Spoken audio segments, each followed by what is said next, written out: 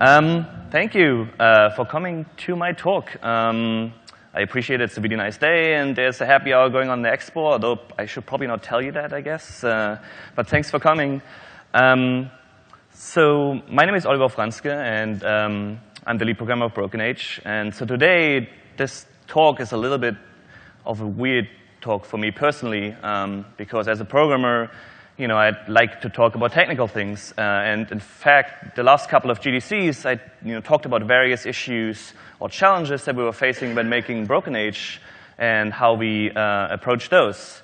But today, I'm going to talk about something completely non-technical, but a topic that I think is really important and that in many ways is underserved. And there's a bit of a mystery around it, but it's such an important topic that can really make or break a game of any size, and that is the topic of leadership.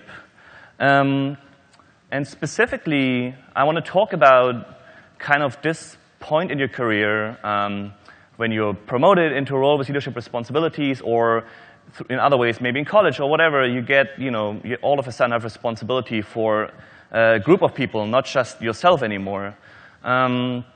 Because this is very different, or like a very interesting time when a lot of things kind of change in your kind of day-to-day job, but that isn't talked about all that often. But it's such an important topic that I want to kind of share a little bit of my experience and kind of what I've learned over the years.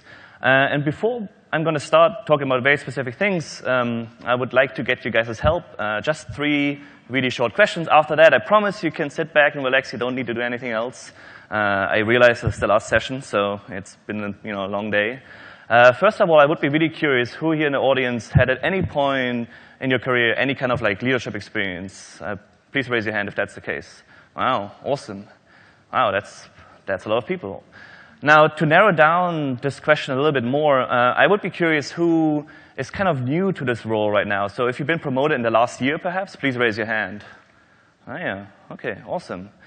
And then the last question is, so for all of you who just raised your hand in the first question, so you have any kind of leadership experience in the past, I would be curious who received any kind of preparation for this role. Did your company send you to a course, gave you some books, or like in any way prepared you for this role? So please raise your hand if that's the case. Oh, well. OK. That's actually good. That's more than what I've seen in the past. And so what I just saw is like there were a lot of people, maybe even like half or 60% of the room, were responsible for other people at some point. But when it came to the question of like, were you actually prepared for this role, not all that many hands went up. And that is in many ways, after talking to many leads, that seems to be pretty standard practice in the games industry. And I find it really baffling because, in a way, as a lead, you get kind of pushed into this role, and you're kind of left to your own devices to figure out how you're supposed to now change your day-to-day job and kind of how you're supposed to deal with this. And considering how important this role is, I'm always kind of baffled by that. Now, the first thing really to realize when it comes to leadership is that as a team lead, leadership requires a whole different additional set of skills that you have to learn. And these are skills that you kind of added to your list of skills that you had previously as an individual contributor. So if you've been a programmer, an artist, a designer, and you obviously have been doing really good work at your company, and somebody entrusts you now to bring that good work to and be responsible for an entire group of people. But this additional set of skills that nobody ever tells you about, that is really important, and that's kind of what I want to talk about today. And it might help you to know that most leads really struggle with this adjustment. This is not an easy thing to do, and it's not something that just kind of happens naturally. And most people I talked to really said, it took me a long time to kind of learn this skill and that skill, and to really kind of get used to this. But I really thought for the longest time myself that you really have to be born to be a good team lead. Like, you can't learn this. But I don't think that's true. I think this is just really a set of skills, and you can learn this, and you can, become an effective lead. And if you're in this position, you should really consider, spending some extra cycles to learn about this. Now, before I'm going to start talking about very specific things and responsibilities and techniques and so on, I want to very briefly share with you my own kind of leadership story. And the reason why I'm doing that is because, in my mind, leadership is a very personal skill, since it is a soft skill. And everyone kind of approaches that in a different way. And certainly for me, every supervisor I ever had was very different and approached this role in a very unique way. So I want to give you a little bit of context for what I'm going to talk about later on. So my personal leadership story in the games industry began when, just shortly after I joined Double Fine Productions here in San Francisco. At the time, we were making a 360 Kinect game in collaboration with Sesame Street called Once Upon a Monster. And the project lead for this project asked me, "Hey, do you want to be the lead engine programmer on this game?" And I was really excited. This was an awesome moment. For the longest time in my kind of career objectives, I had the sentence like, "Hey, I want to be lead programmer," or like, "You want to be responsible for a group of programmers." So I said, "Yes, awesome. I want to do this. Fantastic." And I accepted the job. Came to the office on Monday. The following Monday, sat down in front of my computer, and I didn't really know how my day-to-day job was kind of supposed to change. And in fact, while I was going through my old photos the other day, I found a picture of myself from just about that time. Look at that guy. He's all excited. Now he's responsible for people, or dogs, I guess. But he has no clue. Must be really old, too, because I just now realized that there's a really old cell phone in that picture. Well, it's an old-school dog, I guess. But jokes aside, I think I really felt lost in the beginning. And I think my reaction to this, which, I hope is a normal human reaction, is that in times of uncertainty, you just kind of continue doing what you know, right? You just kind of continue doing that. And so I kept my head down. I did a lot of programming. And I think, we shipped this game. I'm pretty proud of it. But after the project was over, and I had some time to kind of think about my role as the lead on this specific project, I realized that I really didn't do anything in this regard, in this kind of leadership aspect. And if I ever want to accept the role again in this regard, I really should spend some more time learning about this and to be more effective. And the first thing I did after kind of coming to this conclusion is to think about supervisors I had in the past. And I noticed, obviously there were some of my bosses I really liked, and I thought they were doing a fantastic job leading a group of programmers. But then there also were a few people I didn't really like, and I thought, they really should not be in charge of a group of people. Now, I wanted to break this down a little bit more, and so I started to write down some of the similarities in kind of these groups. And what I noticed is that for the supervisor I really liked, generally team morale was really high. People were motivated to work on the tasks that they were assigned to them. Generally, the direction the team was going and the entire project was going was clear, and even if there were changes, they were communicated well ahead of time in a good way. And for me personally, and probably most importantly, as an individual contributor, I always felt that my work mattered and that it was valued and important to my supervisor. And because of that, I felt motivated to give this extra bit of creativity and energy to make this project awesome. Now, on the other hand, in times where I didn't really like my supervisor too much, I realized generally team morale was pretty low. There was a lot of complaining going on, gossiping, company politics happening. Direction wasn't clear, and even if there was some kind of goal, it would change frequently. So there was not a very predictable working environment. Maybe some of you kind of recognize some of these symptoms. Now, most importantly for myself, though, I felt that my own work didn't really matter. I didn't really feel that my supervisor thought that what I was doing at the time was really important and mattered in any way. So, why should I be excited about it and, spend extra amount of energy on it? So usually I just wanted to get this project over with to move on to something else. Now, obviously, we want to figure out how to be like this guy, right? How can you be this person who hopefully, motivates the team and makes sure that everybody, feels empowered. So this is what I want to talk about today. So if you're new to this role of leadership, hopefully I can give you a few things that will help yourself because practical ways how to kind of get used to this role. If you've been if you're like a senior manager and you've been in charge, or you are in charge of other people who are leading people, maybe this will help you to refamiliarize yourself with the situation that, this is not a natural thing to do. This is not easy for most people, and maybe there's something you can do to help other leads in your company. Now, but why is leadership kind of even important in the games industry? And that's not a bad question. It's actually a pretty good question, because if you're working for a standard games company, chances are your hierarchy in terms of like organizational structure is not very deep. You probably have like a department lead, and then chances are it's already like project lead is like the CEO. Now this combined with the fact that you're surrounded by people who are probably have very similar interests than you, and in many ways are probably going to have very similar age than you, leads to this kind of environment where it feels like kind of like in college, you're just making a game with a bunch of buddies. And this is great. I don't want to put this in any kind of negative light, because this fun, creative environment is really why I personally stayed in the industry for such a long time.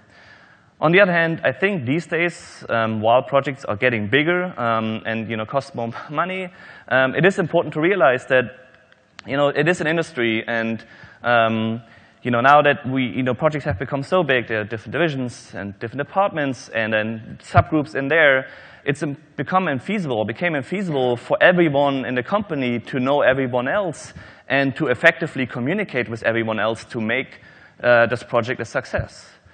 And this is where your role as a lead is just incredibly crucial, because this kind of interdisciplinary cooperation and coordination is what will make or break potentially the game. So I guess what I want to say is, like, if your job title includes the word lead, I encourage you to just really take this serious, because your contributions are really, really important. And sometimes it can feel like only your kind of programming or art or design tasks really matter, but that's not true. The leadership aspect is really, really important. Now, what are some of these responsibilities that I talked about earlier? Now, I think personally, first and foremost, as a lead, you should really work very hard on establishing an environment of trust. And this is important because now that you've been promoted into this role and you kind of left this group of peers, you actually have to work hard on to make sure that you can communicate professionally and that you're approachable and that you're trustworthy. Because people might come to you with sensitive information, and how can someone talk to you about something that's going wrong if you're known as someone who gossips? That's not a good environment to be in. Or if someone on your team notices some kind of issue that will potentially put the next sprint at risk, or have even further-reaching implications, if you're known as someone who generally is not really approachable or generally doesn't take bad news well, chances are you're not going to hear about it because this person is either going to step around you, talk to somebody else, or maybe not even say anything at all, and then just wait for the train wreck to happen. That is not a good thing. You don't want to be there. But getting to this environment where you can trust your team and the team can trust you is not automatic. You need to work on this, and this is something that's important. I'm going to talk more about it later on how to get there.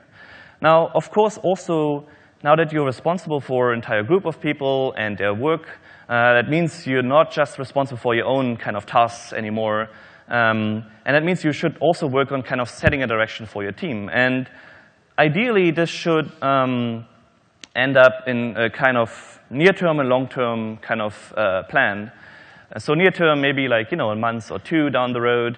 Long-term plan, perhaps 6 months down the road or end of the project.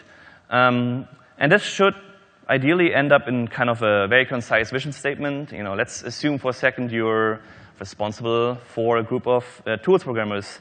You could imagine, a good vision statement would be, as a tools team, we want to make sure that every content update that gets made by a content creator is reflected in the game engine within 10 seconds. This is great. Everybody can understand this. It's very clear. It's short, and it's challenging. It should be challenging. So this is great. Now, this is not just a thought experiment for yourself. It's not just so you can write it down on a piece of paper. Ideally, make sure to communicate this to your team as well, because day-to-day decision-making process can be influenced by where you want to be in a year. As a programmer, you may notice if you start writing a very complicated system that will be in games for the next 5-10 years, it will make a huge difference to your decision-making process if you know that some feature or some constraints will be important later on. And then lastly, I think the most important responsibility really is to support your team. And I think I got this totally wrong in the beginning, because when I thought about leadership, I always thought about this kind of traditional image of a pyramid. You have the lead on top, and then more and more people on the knees, and work distribution kind of triples down and stuff gets done. And this works well if you're in an environment where you have where authoritative leadership style is important, like the army. But I don't think this works very well in the games industry in this kind of creative environment.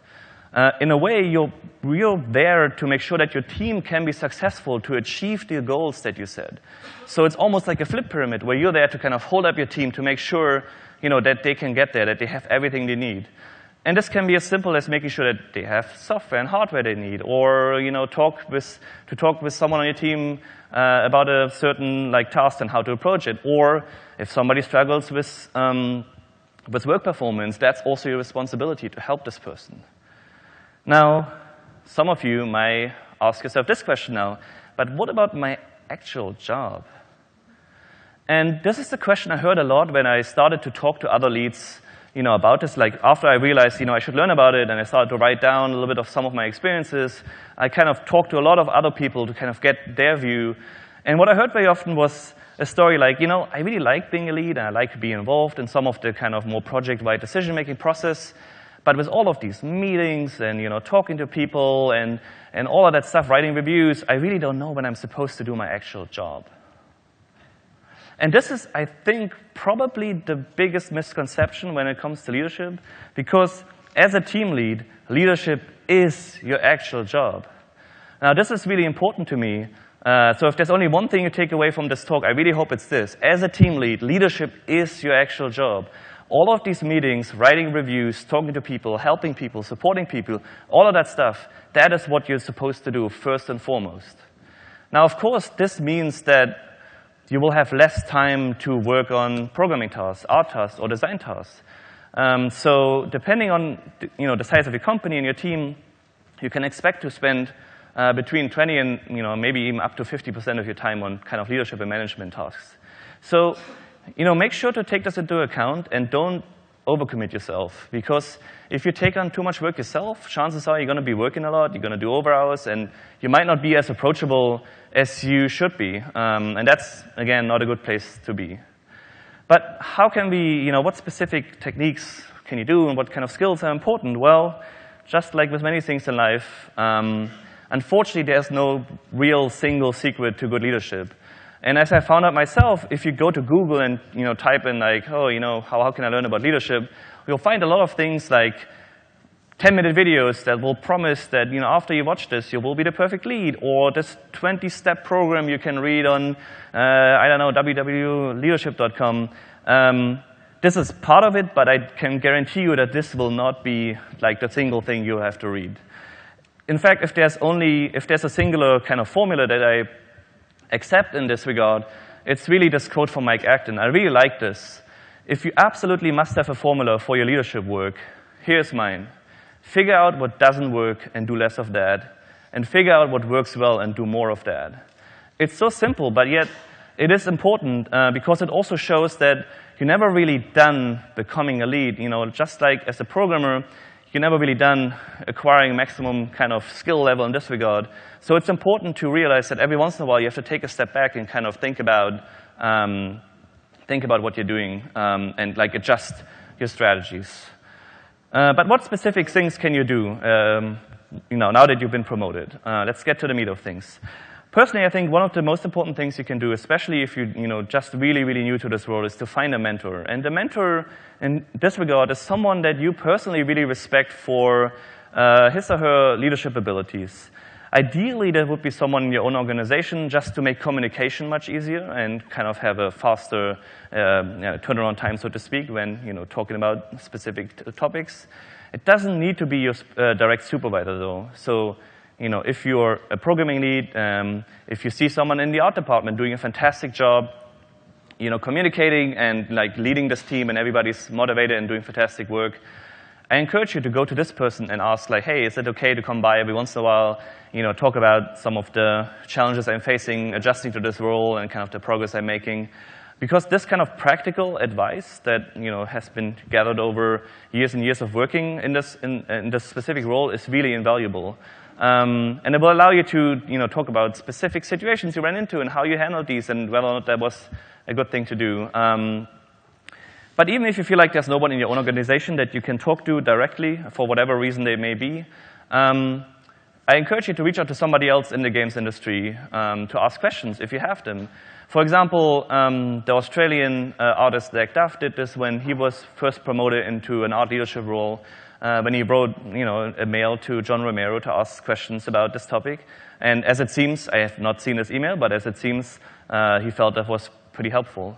And this definitely also reflects my own experience. After I kind of came to the conclusion that I should probably do a bit more in this regard, I started writing emails to people I respect very much for their work in this field, and I asked very specific questions. And I found that people are pretty generous with their time and really helpful and really want to help because these people have gone through this kind of struggle at some point, so they're well aware of this problem set. Now, it shouldn't come as a big surprise that communication plays some role in all of this.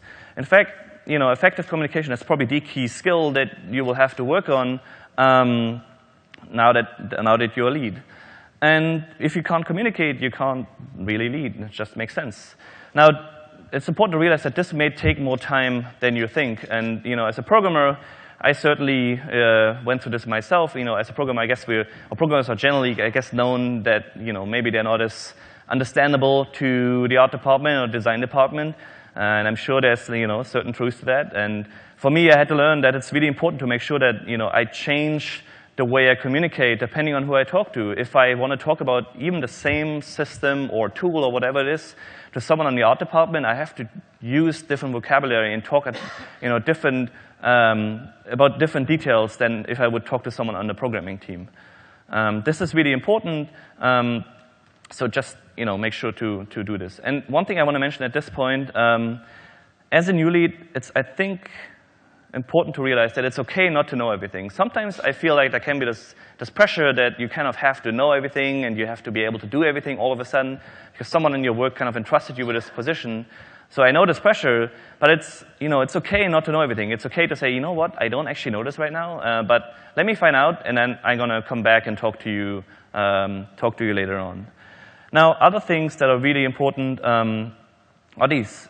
Be proactive. If you notice something that's not going well, don't wait for somebody else to solve this problem. You're in a position where you're taking on this extra responsibility, so make sure you actually fulfill this role. So if you see someone in your team being rude to somebody else, don't wait for somebody to come to you. Like, this is something that you should deal with on your own terms or by yourself.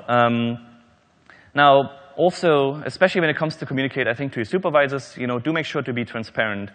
As a new lead, I think it can be sometimes, for some new leads, it can be hard when things don't go well and, maybe there's a problem and maybe you feel like, maybe I shouldn't tell anyone. I can probably fix this and nobody will ever know. Don't do this. If something is going wrong, go to the people that will be affected by that, tell them about this, and then you find a solution. Things will go wrong. This is the games industry, and it probably applies to all the other industries. That's just the way it goes. Also, be clear, and I kind of covered this a little bit already. People can't read your mind, so make sure to break down whatever you want to say in as simply as you can, or as clearly as you can, rather. And if you feel like maybe somebody is not quite on the same page, ask probing question. Does this make sense? Is there any way I can break this down? Should I draw a diagram? Whatever it may be, really work on this. And this is, takes some time. Now, one thing I think I completely underestimated before being in this role is, I think, is the importance of listening. In my mind, when I thought about leadership, I always thought about someone standing on a podium giving an inspiring speech and everybody runs off and does some amazing work. But that's in reality not how it works. And what's actually way more important is that for you to find out what's happening and gather information and to listen and to really kind of understand who these people are and what their problems are. There's a saying, as a human, you have 2 ears and 1 mouth, you should use them in that ratio, and I certainly think that this applies to leadership. Now, one thing you can do is a specific technique that would help you with improving your listening skills is to ask more open-ended questions. And open-ended questions are questions that can't be easily answered with yes or no. And in fact, these are kind of questions where you want to invite your communication partner to elaborate a little bit more about the topic, and so you can find out about the kind of what and why. And these things are really important to get this extra information. Now, I was for a while thinking about whether or not I should make this an interactive part of this presentation, but I decided against it. But as an example, let's assume for a second your project lead decides that all the vehicles in your game should be drivable by the player. Now, maybe you have to delegate this work. So you could bring this up to someone on your team asking an open-ended question like this. Hey, James, what do you think about this feature, and how long do you think this will take to implement? Now, compare this to the closed form where you would say something like this. Hey, James, we decided to add this feature. Can you get it done this sprint? Now, this may seem kind of like a very similar question at first glance, but it's actually a huge difference, because in the closed form, really what you're doing, you're dumping some work on someone else's plate. You're not really interested about any kind of potential side effects or stuff that you may not be aware of. And you're certainly not interested in this person's input on this feature. And how is this person supposed to feel like this is something to be excited about? So you're not going to get much buy-in. On the other hand, asking this as an open-ended question, what you're really doing, you're inviting your teammate to kind of work on this feature, on this problem together with you. And because of that, you're going to first of all find out about potential side effects, problems that you may not be aware of, or maybe it's not a good idea because of that or this. And generally, it shows that you trust this person and that you value this person's input. And that's going to lead to a very different place. This person hopefully going to have some buy-in in this feature by the end of it. And it's just an important thing. And it takes a little bit of time to get used to kind of restructuring the way you ask questions, but it's really helpful. So I can only suggest you do this. Now, another listening technique that's really helpful, especially when kind of dealing with kind of difficult conversations. So, something is not going well, there's a problem, maybe people blame each other for the problem, emotions are running high. This is an ideal situation to use a technique that's called active listening. And active listening, the idea is to essentially minimize the chance of miscommunication. And you do this by restating or paraphrasing what your communication partner says back to him using your own words. Now, obviously, you want to first think about what the person said and then, paraphrase that. So the idea here is that you essentially make sure that the other person can hear what you think he or she said, so that if there is any miscommunication, that it can be resolved right away. I certainly had my fair share of conversations, both at work and with my wife, where we're talking, and I just feel like, why does this person not get it? Like, it's so clear. Only to find out eventually that actually we're kind of actually talking about a different aspect, perhaps of the same topic. This will help you with this. It's a very, very helpful technique, and it will also become very, very handy in one of the most important things you can do as a lead. And this is one-on-one meetings. Now, as the name suggests, the idea here is to meet with everyone on your team on a kind of regular basis to kind of a face-to-face conversation. And this is important because now that you're responsible for the workload of a group of people, you really have to know the people on your team, because how else are you going to be able to lead these people, right? You have to know what they're good at, what they're not good at, what they enjoy working on, what they don't enjoy working on. And the only way of finding out is by asking them about these kind of topics. And this also will really help you to kind of establish, or hopefully to establish this kind of environment of mutual trust. Hopefully you're going to get to a situation where your team will realize, yes, I can talk to my lead about these kind of topics, and potentially also about something that's going wrong, and nothing bad will happen. So this is a great thing to do. Now, one thing I kind of found out myself is, definitely made this mistake myself, is ideally don't skip these meetings. Towards the end of the project, things can get stressful. So, it's easy to say, well, let's just not do it right now. It's okay, I think, to have a short meeting, but ideally you would keep this going. And this is, something, that I learned myself. Also, pick a location where you can potentially discuss sensitive topics. So, a meeting room in your office is a great place, of course. You can also go to a nearby coffee shop if you want. As long as both of you can feel comfortable, or don't need to be worried about somebody else just kind of dropping in and potentially overhearing a part of the conversation that they shouldn't hear. Now, one thing that's kind of, I think, often misunderstood, I feel, is that what you should talk about in these meetings. And it's important that this is not a status update. So ideally, the core of this conversation should not be about what the task load is and when it will be done. This can be a starter, but you should concentrate on trying to figure out career goals, kind of problems that are happening, and other things. So try asking questions like, do you enjoy what you're working on? Is there something else you would prefer to work on? Is there something you want to learn? Where do you want to be in 5 years? If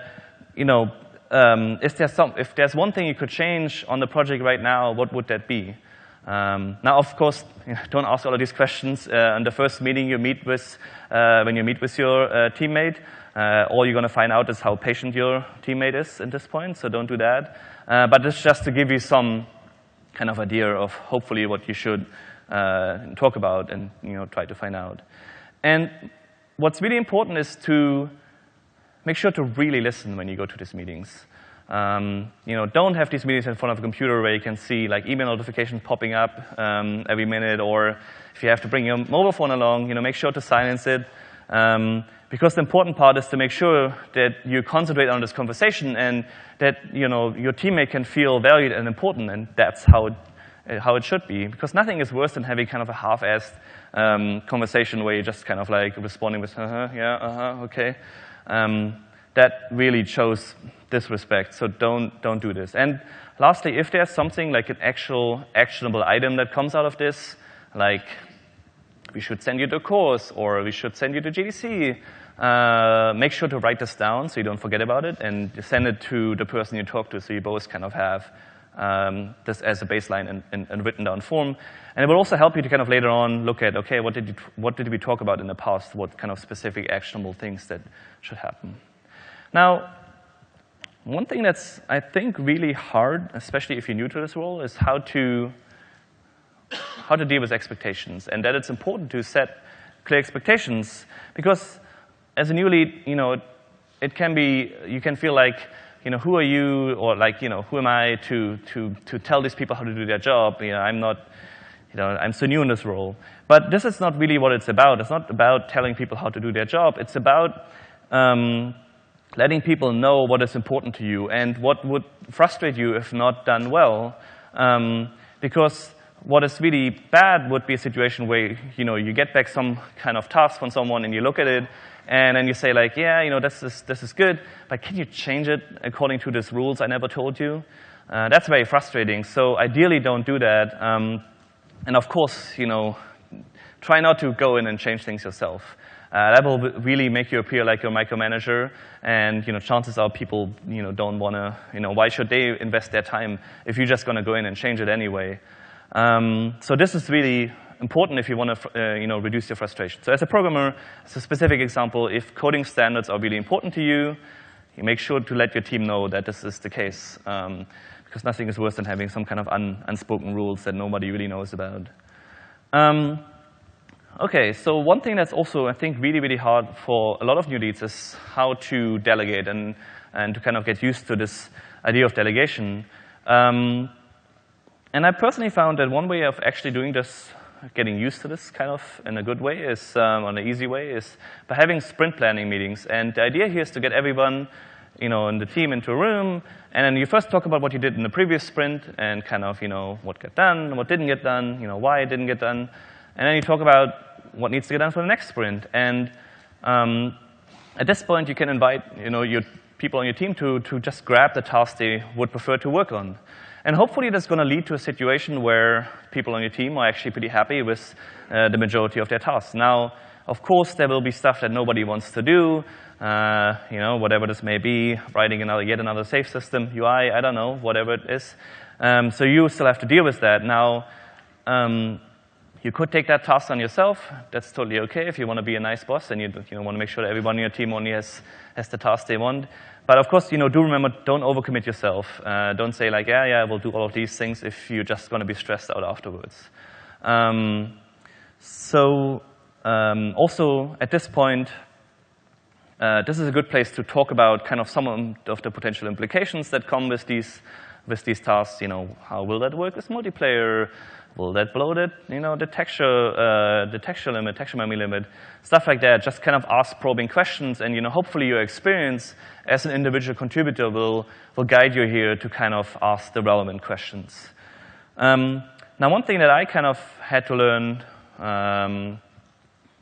while adjusting to this is kind of that delegation really goes further than this.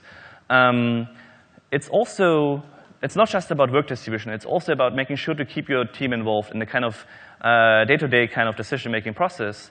Because it's important to remember that the people on your team are really the domain experts. These are the people who are down in the trenches doing the actual work. They know all the details about whatever it is that your group does. And even you may not know all those details. So if it comes to kind of questions about these parts, do make sure to keep them involved in this as well. And I certainly, found this out the hard way. And you can certainly, if you start kind of stepping over people and like not thinking about this, you can certainly lead to like hurt feelings and people feeling like you don't trust them with answering a question or something like that. Now, lastly, delegation is also a great tool for skill development. Because most people don't really enjoy working on repetitive tasks. I don't know about you, but I certainly am most happy at work if I'm doing something that's challenging me and I feel like at the end of the day I learned something new. And that's true for most people. Now, of course, one-on-one meetings are a great way to find out how somebody feels about kind of doing the same thing again over and over again, or maybe wanting to be challenged, and at which point or how much this person wants to be challenged. So let's assume for a kind of a made-up but specific example, let's say you're leading an art team, and for the next sprint you have to model an org. Now, you could give this task to one of your senior artists who has modeled several orgs for the last couple of projects, and this person will get this done in a pretty short amount of time and to the quality level that you expect. Now, but maybe you recently hired a junior artist who has expressed his interest in character modeling in one of the one-on-one meetings.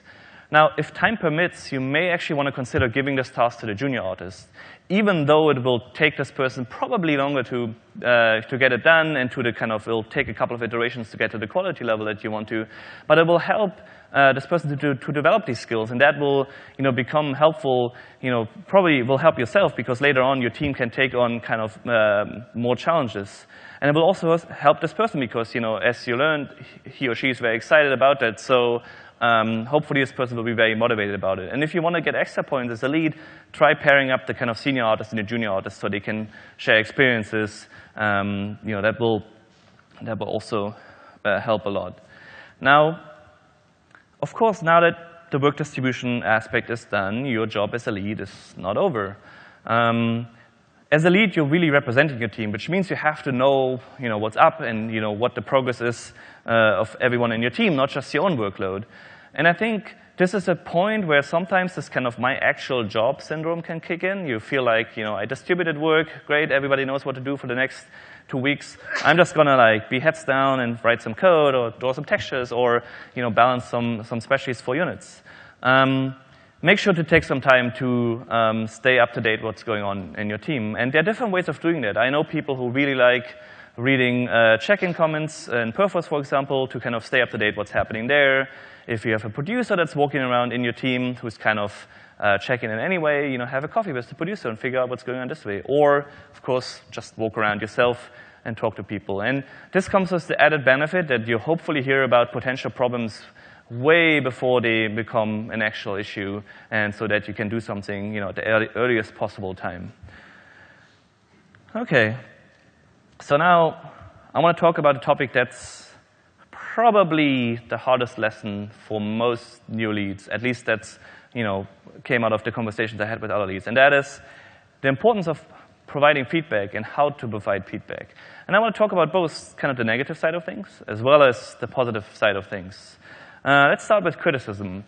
And as a lead, it's important that you take this part of your role also seriously, because you're responsible for what's going on in your team. And if something is not going well, you have to deal with this. You can't just push this out. Because in my experience, problems never go away. They just become worse. So, deal with it. And this won't be a fun conversation, of course, and it's probably not going to be the best day at work. But that's okay.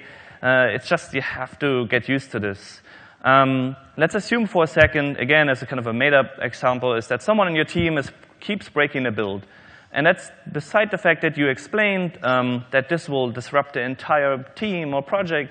And you even explained, okay, the way to avoid this, make sure to test all your changes locally and then check it in. But it didn't help. You did all that. It's still happening. Now, you have to deal with this.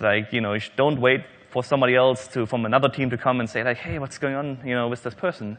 Now, one thing you shouldn't do is to walk into this person's work area and start, criticizing the person right there. Because if you criticize people in the open, in public, all that will happen is that this person will end up in a defensive position, right? Because what they're probably mostly concerned about at this point is not to lose respect in front of his or her work colleagues. So instead, get a meeting room and have the discussion there. And at this point, you do make sure to approach this conversation with empathy. There may be things going on in this person's life that you're not aware of, whatever this may be. So don't storm in there and wave your finger and say, if you don't stop this, in the next week, I will make sure that you get fired. That's not a good way to approach that. If you have a kid and maybe you're here from school, your kid is not handing in the homework on time, you're hopefully not going to storm in your kid's room and say, you know what, if you don't start handing on your homework, I'm going to fire you from this family. Instead, I hope what you would do is say, I heard about this, the issue with the homework. Is there, what's going on? Is there any way I can help you with this? And ideally, you want to approach this situation exactly the same way. As a team lead, as I said earlier, one of your responsibilities is to support your team. And that means sometimes to make sure to help people who struggle with whatever it may be at this point. Now, do make sure to find out what's going on, if your teammate trusts you with that information. And then work on a plan together, figure out, these are specific things we can do to not be in this situation anymore. Then write this down and, send it as in form of an email to this person you talk to. And then, of course, going forward, do make sure to check in and see how it's going and, ask, well, first of all, you hopefully should see whether the situation is improving. But also, do inquire, hey, is this plan working for you? Is there something we should change? This is kind of an important aspect. Now, on the other end of the spectrum is also praise. And I think sometimes is praise. And I think sometimes as a new lead, it's very easy and kind of natural to concentrate on the things that you like to change, and you like to tell people, hey, don't do it like this, don't do it like that. And it's way too often and very common that leads will kind of forget to tell people that they're doing well and to praise them. But it's important to tell your teammates that, if they're doing a good job, that they are doing a good job, because most people really want to know how they're doing and hopefully that they're doing well. And so just a few little words like, hey, well done, or the way you kind of solved this problem, I really like this, go already a long way. And unlike with criticism, it's totally okay, and I would say, in fact, encouraged to praise people in public, because you share kind of this success with a wider audience, and hopefully this will kind of boost team morale. So if you have a meeting at work where you're representing your team, maybe to the entire project, make sure to kind of mention, hey, these cool things happened, and this is the person who's responsible for that. Hope this will make people feel important. And that's really an important thing. Now, after hearing all of these things, you may think like, man, this leadership thing is pretty hard. Maybe there were a few things I didn't really think about before. And that's true, adjusting to this role is pretty tough and takes a while, and it's not an easy thing to do. But it is impossible. It is not impossible. It is possible. That would be the weirdest message ever. Guys, sorry. Thanks for spending an hour with me, but it's actually not happening. No. It is definitely possible. And, you can work on these skills, and you can adjust to this role. Even if right now it seems like, how am I going to even start getting used to this? And, maybe I've already been a lead for half a year, I haven't done anything. It doesn't matter, start doing some of these things. Set up one-on-one meetings, put in your calendar, and whatever it may be. I really like this quote from Brian Sharp's talk here at GDC in 2012, when he said that, when it comes to leadership, there's this misconception that comprehension equals mastery, when that's clearly not the case. Just because you read all the books or, seen all the presentations about leadership, by the way, thanks for coming to this presentation, doesn't necessarily mean that you're automatically going to be the most awesome lead the next day at work and you will be able to apply all these things. In the German language, you have the saying that no master ever fell from the sky, meaning that nobody ever gets all the skills that he or she needs overnight, and it takes time to learn these things and dedication.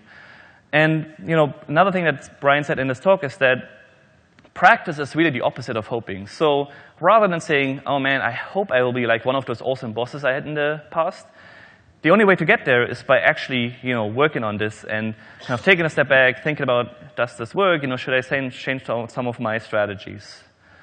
And really, this is just the beginning. If you're new to this role, this is a fantastic time in your career. It's really exciting.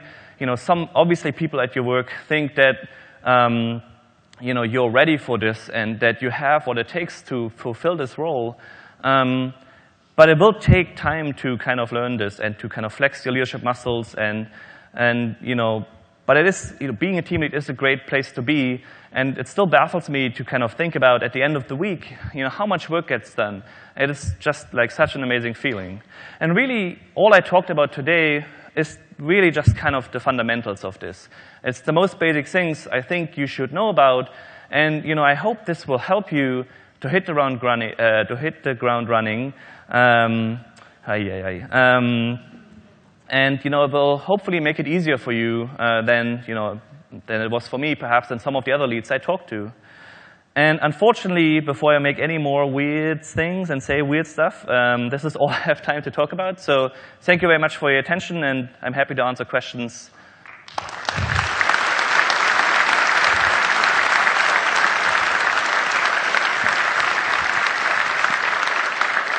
Thank you. Hello. Hey. Can you hear me? Yeah. Yeah. Can you share your thoughts on the role of the leader when things go wrong? Who should have the blame, especially going up to management and whatnot?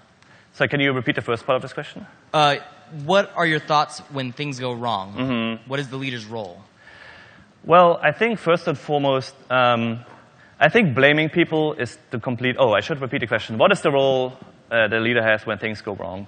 I think first and foremost, blaming people on your team, I don't think is the right approach. In fact, very often what you'll read is something like, as a good leader, really what you should do is accept all the blame yourself, and then, share all the praise and give that out.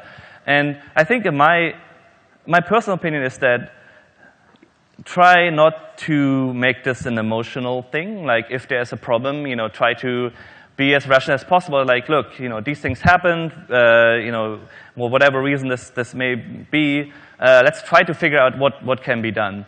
And then, do everything you can to kind of solve this problem.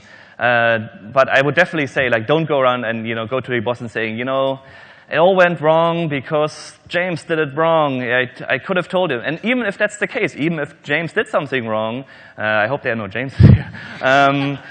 Even if that's the case, then it's still your responsibility, right? Because what did you do during the day? Like, how did it get to this point that you didn't notice that this happened? So I like this book. I actually have it in my resource section. Let's see if I can get there. It's called Difficult Conversations, How to Discuss Matters That Matter Most. And in this book, the authors discuss kind of how to approach these kind of situations from a different angle and to essentially kind of change your way you look at this from kind of a blaming point of view to more like a contribution. Like, what was my role in this? Like, how did it get to this point? And you will find, hopefully, that this will actually resolve the problem in a much better way than otherwise. Okay. Hi. Hey. I'm Natalie. I wanted to ask about, well, often when you're a team leader, then you have a situation where you have people working under you who are much more experienced, much more like objectively have more knowledge. And I've been there. So I'm kind of wondering if you've had any difficult situations around that, decision-making that has been hard, and if you can share a story about that. Right, right. So the question is, what do you do if you're responsible for people who are actually have more work experience in this field than yourself? Is that correct? Yeah. So actually, this is kind of how I started out. So when I talked about in the beginning, like that was, my situation where you're kind of really in this spot where you feel like, oh man, how can I, who am I to tell this person who has way more work experience than me how to do things? I think it's important, and this is really hard. I think what you should do is like, have a one-on-one meeting and actually be pretty candid and say like, look, I realize that you have way more work experience in this field than myself, and I'm really new to this role. So, if there's actually anything I can learn from you, that would be great. To just kind of get to this point where it's hopefully not as awkward anymore, and that you kind of feel like you can trust each other. And if this person has been around for a long time and perhaps been in the same situation, then chances are that this person will actually understand what you're talking about. So try not to like, brush it on the carpet, but actually bring it up and like talk about this very specifically. Thank you. You're welcome. Hi. Yes, there. First of all, thanks for the talk. That was really amazing. Thank you. And so my question is more, so I'm a game designer, and at work we end up being product owners, right? So we're tasked with leading multidisciplinary teams that are more feature-focused. So I was wondering if you have any insight or best practices or experience that you can share regarding leading multidisciplinary teams. Right. So the question is what to do if you're not just responsible for like a small or like a group of programmers or artists, but like actually for an entire umbrella of people. To be quite honest with you, my own experience has mostly been focused on leading programmers. But I think, especially in this situation, I think what I would do in this situation is to make sure to talk all of the people in this team to kind of get their opinion on things. So, if there's senior designers or artists or whatever, to make sure to kind of solicit their feedback, especially about topics that you're not sure about yourself and that you actually don't have any specific experience with. Just like with the other answer, bring this up in the open. Say like, I know that I'm a programmer. Now I'm in charge of artists as well. This is something I'm not really, don't have any experience in, but I will try to do my best, and I do want to learn from you guys. I do want to learn how you approach the situation. So I don't know. I don't think I can give you more like specific practical advice, unfortunately, in this regard. Okay, you're welcome. Hello. Hey. My question was sort of making the transition from peer to lead with when you're sort of faced with a group that still feels you as the peer. It's sort of it's a rocky transition. And you have the group that's refusing the one-on-ones, refusing to like participate in the things you're sort of instituting, and how you sort of repair the relationship, or even in an upcoming project, just making sure it doesn't, things are smooth going forward. Right. So the question is, when you like adjust into this role, and like people that you're now like your teammates that you're supposedly responsible for don't recognize you as the leader, essentially, right? Or see you as a peer, right? Is that right? Continue to see you as a peer. Yeah. Well, I think this is actually really hard situation. I talked to some people who really had problems with that because also, like friendships were really put under stress because now you're kind of at a different angle and maybe you have to make decisions that, somebody else might not feel are the right way of doing things. So it's hard, and I think I